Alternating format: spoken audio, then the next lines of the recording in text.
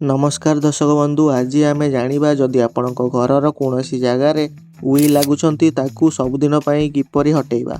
एथि मार्केट रे मिलुवा उई विष नहीं आसतु। यह आपण को कीटनाशक दुकान रे आराम से मिल जिवो। यह किरोसिन किंबा टार्पिन सहित मिसाई पोक जो स्थान रे रही थाए से स्थान रे 2 ରୁ 3 दिन धरी लगातार कौन सिरिंज किंबा स्प्रे साहाय्य पकेଇବା द्वारा यही पोक मरी जाती एवं सबुदिन सफा हो जाती।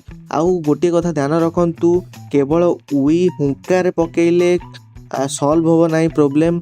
पोक देहरे मध्य विष लगे दरकार, कारण पोक गोटे स्थान रु अन्य स्थान को पलई पुणी थे बसा बनई दे पारती। एथिपाई सबुठु बेस्ट प्रणाली होउची पोक ऊपर ही आपण विषटी स्प्रे कर दियंतु। पोक मरीजा द्वारा आउ से माने हुंका बनई पारिबे नाही।